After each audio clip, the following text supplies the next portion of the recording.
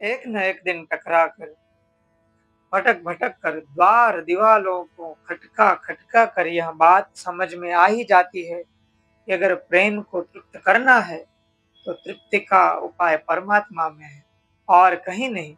जिस दिन यह बोध होता है उसी दिन व्यक्ति धार्मिक होता है। यहाँ तो प्रेम के नाम पर ईर्ष्या है, मोह है, मत्सर है। यहाँ तो प्रेम के नाम पर एक दूसरे की हत्या है। यहाँ तो प्रेम के नाम पर गुलामी चलती है। जैसे हवा में अपने को खोल दिया है इन फूलों ने, आकाश और किरणों और झोंकों को सौंप दिया है अपना रूप, और उन्होंने जैसे अपने में भरकर भी उन्हें छुआ नहीं है। ऐसा नहीं हो सकता क्या तुमसे मेरी प्रति? नहीं हो सकता शायद, और इसी का रोना है। या ऐसा भी किसी दिन होता है? तुम्हारे वातावरण में डालती है कितनी बार मैंने अपनी आत्मा, तुमने उसे या तो अपने अंक में ही नहीं लिया या फिर इतना अधिक बेच दिया जितना तुम्हें न पा सकने पर मैंने जीवन को छाती तक खींच लिया। क्यों नहीं रह सकते हम परस्पर फूल और आकाश की तरह? यह नहीं हो सकता शायद, और इसी का रोना है। क्या ऐसा भी एक दिन होता है? देखा तुमने फूल और आकाश को? आकाश फूल पर कोई बंधन नहीं डालता, फूल आकाश से कुछ अपेक्षाएं नहीं रखता। आकाश फूल को अवसर देता है खिल जाने का, फूल अपना सब लुटा देता है, अपनी सारी निधि। जब खिल जाता है तो अपनी सारी सुवास आकाश को लुटा देता है। लेन देन तो खूब होता है, लेकिन शर्त बंदी बिल्कुल नहीं है। न तो फूल कहता है कि आकाश तुम मेरे हुए, न आकाश कहता है कि फूल तुम मेरे हुए। मेरे तेरे की बात ही नहीं होती, मैं तू का भाव ही नहीं उठता। इन पंक्तियों के लेखक ने आदमी के मन की गहरी बात कही है। जैसे हवा में अपने को खोल दिया है इन फूलों ने, आकाश और किरणों और झोंकों को सौंप दिया है अपना रूप, और उन्होंने जैसे अपने में भरकर भी उन्हें छुआ नहीं है। ऐसा नहीं हो सकता क्या तुमसे मेरे प्रति? नहीं हो सकता शायद, और इसी का रोना है। क्या ऐसा भी किसी दिन होता है? प्रेमी रो का रोना क्या है? व्यथा क्या है? पीड़ा क्या है? विडंबना क्या है? एक ही विडंबना है कि जिससे हम प्रेम करते हैं वही जंजीरें बन जाता है।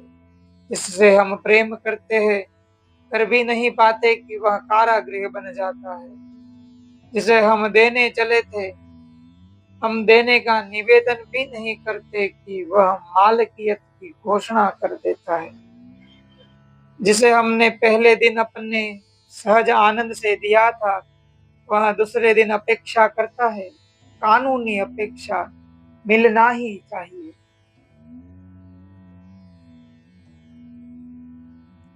आकाश से आज फूल ने अपना रूप दिया है, कल सुबह आकाश आकर फूल के द्वार पर कहेगा नहीं, अब क्या हुआ तुम्हारा रूप, अब मुझे दो, कल दिया था, आज भी दो और सदा देना। यह गठबंधन हो गया, नहीं दोगे तो उपद्रव है। न तो फूल ही कल आकर आकाश से कहता कि कल मुझे खिलाया था, कल मुझे जगा दी थी, मुझे सम्मान से स्वीकारा था, सिंहासन दिया था। आज मैं मिट्टी में गिर रहा हूँ, अब मुझे संभालो। आज मेरी पंखुड़ियां बिखर जाती है, आज मैं मृत्यु की गोद में जा रहा हूँ, मुझे बचाओ। आज मैं मृत्यु की गोद में जा रहा हूँ, मुझे बचाओ। अगर नहीं बचाते तो यहाँ कैसा तुम्हारा प्रेम? नहीं कोई शर्त है, नहीं कोई आग्रह है। न तो आकाश फूल को छूता, न फूल आकाश को छूता, और लेन देन पूरा हो जाता है। फूल अपना सब निवेदन कर देता है आकाश को। आकाश अपनी सारी स्वतंत्रता दे देता है फूल को। दोनों ने एक दूसरे की मुक्ति में सहयोगी है। यही तो प्रेमी का रोना है, क्योंकि प्रेम की आकांक्षा मूलतः बहुत गहरे में स्वतंत्रता की आकांक्षा है। प्रेम बीज है मोक्ष का, लेकिन जैसे ही तुमने किसी को प्रेम किया, स्वतंत्रता गई, परतंत्र हुए। और परतंत्र हुए कि प्रेम मरा, क्योंकि प्रेम परतंत्रता में नहीं जी सकता। प्रेम को परतंत्रता में दिलाने की कोशिश ऐसी ही है जैसे आकाश को कोई डब्बों में बंद करना चाहे, सूरज की किरणों को कोई संदूकों में बंद करना चाहे, फूलों की सुवास को कोई मुट्ठियों में भींच लेना चाहे। यह नहीं हो सकता, यह अस्वाभाविक है। मगर यही प्रेमी करते हैं, और प्रेम के नाम पर फिर जंजीरें रह जाती है, बोझिल जंजीरें। मुंह में एक तिक्त और कड़वा स्वाद रह जाता है। मगर इस जगत में यही हो सकता है। तुम जो मांग कर रहे हो कि न फूल आकाश को छुए, न आकाश फूल को छुए, यह तो सिर्फ परमात्मा के ही प्रेम में हो सकता है। इसलिए उसको मीरा ने साचा प्रीतम कहा है। उसके प्रेम में कोई बंधन नहीं है। उसके प्रेम में परिपूर्ण स्वतंत्रता है। उसके प्रेम में तुम पर कोई सीमा नहीं लगती। तुम्हें कोई मर्यादा नहीं बांधनी होती। उसका प्रेम तुम्हें स्वीकार करता है, तुम जैसे हो वैसा ही। उसका प्रेम यह भी नहीं कहता कि तुम ऐसे होगे तो मैं प्रेम करूंगा।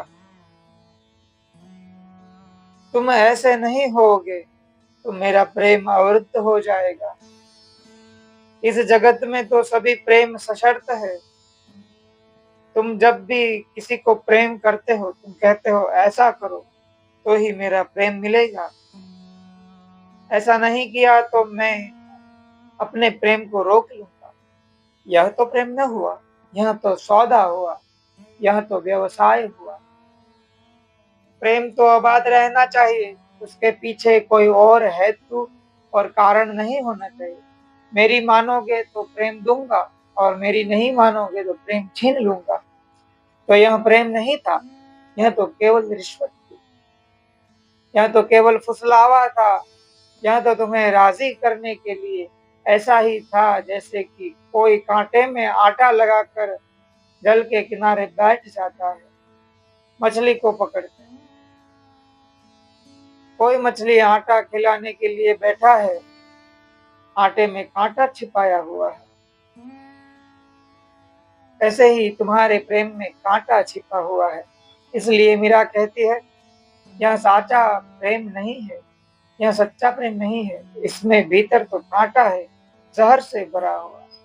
गिरधर मारो साचो प्रीतम। परमात्मा आकाश जैसा विराट है। विराट से दोस्ती करोगे तो तुम भी विराट हो जाओ। शूद्र से दोस्ती करोगे तो शूद्र हो जाओगे। दोस्ती सोच समझ कर करना। और अक्सर हम बड़े ना समझ है, हम शूद्र से दोस्ती कर लेते हैं। किसी ने धन से दोस्ती कर ली है, बस वह नोट ही गिनता रहता है। वह नोट को ही देखता है। उसे सारे जगत का सौंदर्य नोट में समाया हुआ मालूम पड़ता है।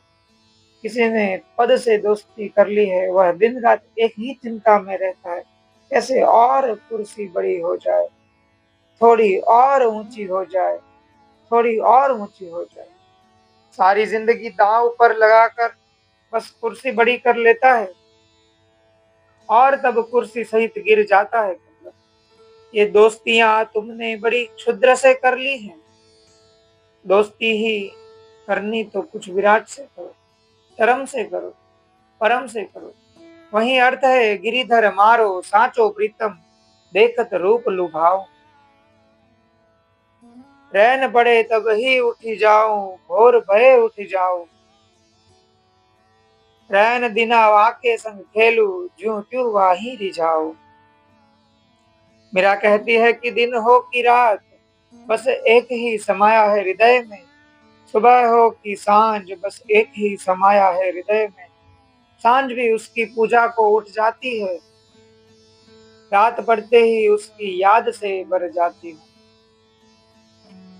उसके ही सपने आंखों में तैरते हैं, हृदय में उसकी ही रसधार बहती है। और सुबह उठते भी उसकी ही प्रभाती, उसी का नाम स्मरण रोआ रोआ उसी की धुन से भरा हुआ है। रैन पड़े तब ही उठ जाऊं, भोर भये उठ आऊं, रैन दिना वाके संग। सुबह हो कि सांझ, दिन हो कि रात, एक खेल चल रहा है उस प्यारे के साथ। जिन्होंने इस रस को कभी नहीं जाना, वे समझेंगे पागलपन है। किसकी बातें हो रही है? यह मीरा किसके रस की बातें कर रही है? जिसने नहीं जाना है इस प्रेम को, उसके लिए ये बातें बिल्कुल ही बेबुझ मालूम पड़ेगी। बेबुझ ही नहीं, विक्षिप्त मालूम पड़ेगी। लेकिन जिसने जाना है उसके लिए सारा जगत फीका हो जाता है। निर्णय मत लेना बिना जाने, सुनकर ही निर्णय मत लेना, क्योंकि तुम भी अगर मीरा को पाओगे एकांत में बैठे हुए गिरधर गोपाल से बातें करते, तो क्या सोचोगे? तुम सोचोगे दिमाग इस स्त्री का खराब हुआ, यह किससे बातें कर रही है? कौन है यहाँ? कोई तो दिखाई नहीं पड़ता। यह सुबह से सांझ तक किसकी मस्ती में मस्त रहती है? अदृश्य की मस्ती भी होती है, और दृश्य से और अदृश्य से संबंध भी बनते हैं। यह सच है कि अदृश्य से जो संबंध बनते हैं वे दूसरों के सामने प्रमाणित नहीं किए जा सकते, मगर प्रमाणित करने की जरूरत किसे है? मीरा मस्त है, मीरा आनंदित है, और तुम दुखी हो। मुझसे पूछते हो तो मैं तुम्हें एक कसौटी देता हूँ। आनंद तुमको सत्य की कसौटी मानना, और कोई कसौटी मत मानना। जो आदमी दुखी हो समझना कि असत्य में जी रहा है, और जो आदमी आनंद में मस्त हो, मग्न हो, समझना कि सत्य में जी रहा है। आनंद कसौटी है।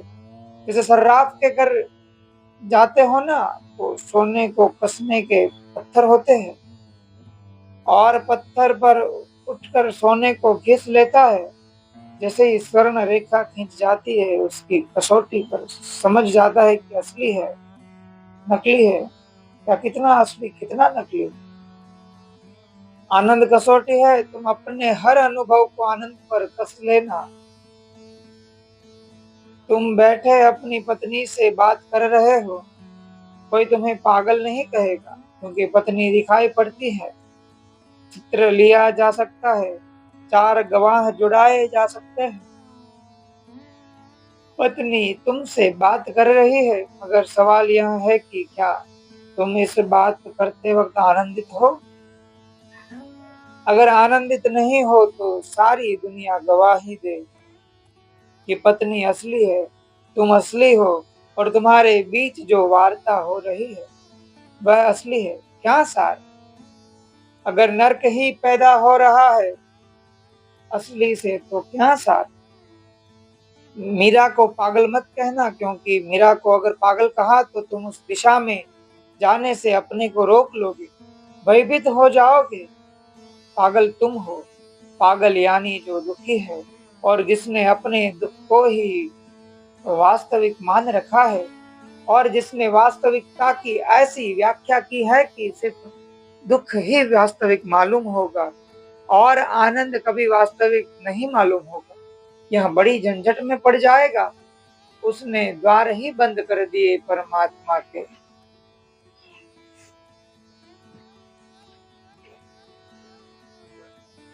थोड़ा थोड़ा सर को अपने दुख से, अपनी तथाकथित वास्तविकता से थोड़ा थोड़ा सर को। इसलिए ज्ञानियों ने इस संसार को माया कहा है जो दिखाई पड़ता है, और परमात्मा को सत्य कहा है जो दिखाई नहीं पड़ता। यह तो संसार है, चारों तरफ दिखाई पड़ रहा है, हर जगह टक्कर लग जाती है, परमात्मा तो कहीं दिखाई नहीं पड़ रहा है। अजीब थे ये लोग जिन्होंने कहा कि परमात्मा सच है जो दिखाई नहीं पड़ता, और जो दिखाई पड़ता है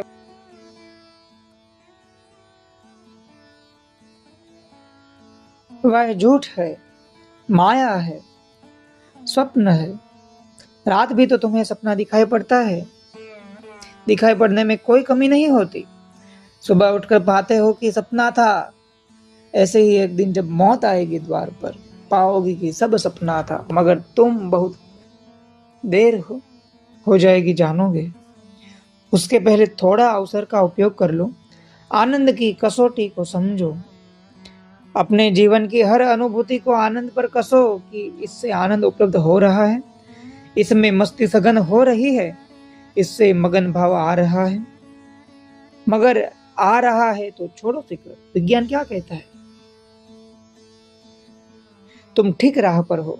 जैसे कोई बगीचे के करीब आ पड़ता है तो धीरे धीरे ठंडी हवाएं होने लगती है। बगीचा दिखाई भी ना पड़ता हो तो भी तुम अनुभव करते हो कि तुम ठीक दिशा में जा रहे हो। हवाएं ठंडी होने लगी है। फिर और करीब आते हो, अभी बगीचा दिखाई नहीं पड़ता। हो सकता है पहाड़ी की ओट में छिपा हो, लेकिन अब फूलों की गंध भी आने लगती है। तब तुम जानते हो कि निश्चित हम ठीक दिशा में है, यद्यपि अभी कुछ भी दिखाई नहीं पड़ता। और करीब आते हो तो पक्षियों के गीत सुनाई देने पड़ते हैं, यद्यपि अभी कुछ भी दिखाई नहीं पड़ता। और करीब आते हो तो देखते हो कि दो आदमी पास से गुजर गए और उस दिशा से आते हुए, और उनके वस्त्रों में फूलों की सुवास थी। वे बगीचे से ही आते होंगे। और प्रमाण मिल रहा है, जैसे जैसे तुम्हारे जीवन में आनंद बढ़े, शांति बढ़े, मस्ती बढ़े, समाधि बढ़े, समझना कि परमात्मा की तरफ जा रहे हो। और अगर कभी किसी आदमी में ऐसी मस्ती और समाधि मिल जाए तो समझना कि परमात्मा के पास आ रहा है, आ रहे हैं। उसकी संगति करना, उसके पास बैठना। भगत देख राजी हुई, जगत देख रोई, उसके साथ बिगड़ना, वह ले जाए जहां वहां जाना। रहन दिना वाके संग, खेलू जू तू वाही रिझाओ। और मीरा कहती है, उसे रिझाती हूँ जैसे बनता है, जिस तरह भी बन जाता है। कभी रूठ जाती हूँ, कभी रिझाती हूँ, कभी नाराज हो जाती हूँ, कभी प्रेम की बातें करते हो, कभी फुसलाती हो, कभी गीत गाती हो, जू त्यों वाही रिझाओ। इसलिए मैंने कहा कि भक्त का भाव बदलता रहता है मौसम की तरह। तू मुझे बता कि क्या था तू मेरे बयां से पहले, तेरी थी तो क्या हकीकत मेरे गुमा से पहले। भक्त पूछता है भगवान से भी कि तू यह मत समझ कि हम तुझ पर निर्भर है, तू भी तो हम पर निर्भर है। तू मुझे बता कि क्या था तू मेरे बयां से पहले। मैंने जब तक तेरे संबंध में बात न की थी तो तू था ही क्या, यह बता। तेरी थी तो क्या हकीकत थी मेरे गुमा से पहले। और जब तक मैंने अपनी अनुभूति के स्वर न दिए थे, तेरे होने न होने में क्या था। यह बात सच है, जैसे मीरा ने गाया है गोपाल को, वैसा किसी ने गाया नहीं। मीरा के गाने के बाद गोपाल में जितना सत्य है उतना इसके पहले कभी नहीं था। अगर मीरा न होती तो गोपाल कुछ कमजोर होते, तो गोपाल कुछ दरिद्र होते। मीरा ने कुछ समृद्धि जोड़ी है। ऐसा नहीं है कि भक्त ही भगवान को कुछ देता है, भगवान भी देता है, भक्त भी देता है। यह लेन देन दोनों तरफ से चलता है। यह आग दोनों ही तरफ लगी है। यह कोई प्रेम ऐसा नहीं है कि एक तरफा है, कि भक्त ही रोता है। नहीं, भगवान भी रोता है। ऐसा नहीं होना चाहिए, नहीं तो प्रेम का कोई अर्थ नहीं रह जाएगा। तू मुझे बता कि क्या था तू मेरे बयां से पहले, तेरी थी तो क्या हकीकत थी मेरे गुमा से पहले। मिला राजे लाम का भी तो मका की आगाही से, न शौरे लाम का था कहीं भी मका से पहले। इसे मैंने ही बसाया, इसे मैंने ही सजाया। यह चमन चमन नहीं था तेरा बागवां से पहले। न पता था बिजलियों को कोई अपनी मंजिलों का, यूं ही बस भटक रही थी मेरे आशियां से पहले, तेरे बोझ लन तरानी को अया किया था मैंने, तेरे जलवा कब था जलवा मेरे इम्तिहान से पहले, हुआ दर्दे दिल से पैदा ये तसव्वरे मुसर्रत, ये निशाते जहां कहाँ थी गमे जावदा से पहले, न फुगाने नीम शब थी न दुआएं सुबह गाही, तेरा जिक्र तक नहीं था मेरी दास्तां से पहले। भक्त कहता है न कोई भजन था न कोई कीर्तन था, न सुबह कोई प्रभाती करता था न संध्या कोई तेरा गीत गाता था, न मंदिरों में कोई घंटियां बजती थी न दीप सजाए जाते थे, न धूप जलाई जाती थी न पूजा के आरती के थाल उतारे जाते थे, न फुगाने नीम शब थी न तो संध्या को मंदिरों में घंटियां बजती थी और संध्या की प्रार्थना या नमाज न होती थी, न दुआएं सुबह गाही और न सुबह की कोई प्रार्थना थी। तेरा जिक्र तब तक नहीं था मेरी दास्तां से पहले, जब तक मेरी कहानी न घटी थी तब तक तेरी किसी को खबर न थी, तेरा जिक्र भी नहीं था। मेरे शौक बंदगी से बने देर और हरम सब, तेरी सजदा गाह कहाँ थी मेरी आस्था से पहले। भक्त कभी कभी जूझता है और वह कहता है कि यह मैंने ही बनाए हैं, ये मंदिर और मस्जिद और ये गुरुद्वारे ये गिरजे, मेरे शौक बंदगी से बने देर और हरम सब, यह मेरा ही प्रेम है, यह मेरी पुकार है जिसने ये सारे मंदिर मस्जिद बनाए हैं। तेरी सजदागाह कहाँ थी मेरे आस्था से पहले, और जब तक मेरा माथा झुकने को नहीं था तब तक कहाँ थी तेरी प्रतिमा और कहाँ था तेरा पूजा स्थल, कहाँ था तू। तेरा होना मुझसे पहले नहीं हो सकता। मेरे नक्शे पास से पैदा हुए जिंदगी के रास्ते में ही गामजन हुआ था यहाँ कारवां से पहले, तेरा नाम तेरी हस्ती तेरी अस्ल तेरी सूरत ये तमाम लफ्जों मानी थी कहाँ बयां से पहले, मेरे कहने के पहले इन शब्दों में अर्थ ही क्या था। भक्त कभी जूझता कभी रूठता कभी मनाता, भक्त सारी उन प्रक्रियाओं से गुजरता है जिनसे इस जगत में साधारणतः प्रेमी गुजरते हैं। फर्क दो प्रेमियों के बीच जो घटना घटती है उसमें और भगवान और भक्त के बीच इतना ही है कि दो प्रेमियों के बीच थोड़े दिन घटती है। सुहाग रात ज्यादा लंबी नहीं होती, क्षण भंगुर होती है, आई और गई, जल्दी ही रस स्रोत सूख जाते हैं, एक दूसरे के प्रति उदासी हो जाती है, झरने फिर नहीं बहते। फर्क इतना ही है, परमात्मा और भक्त के बीच झरना फिर सदा बहता है, एक दफा बहा तो बहा।